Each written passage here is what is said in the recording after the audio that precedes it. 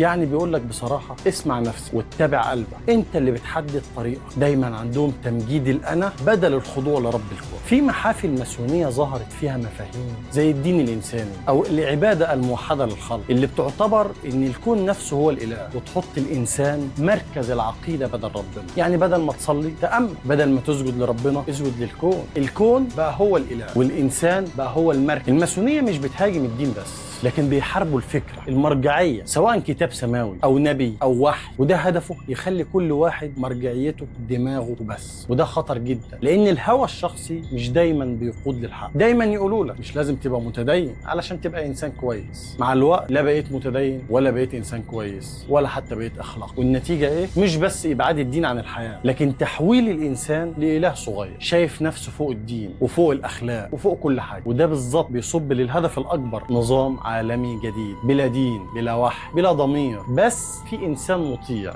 انسان مطيع للسيستم اللي محطوط. طب ده ليه خطير؟ لان دايما ده بيخدم هدفهم الاكبر،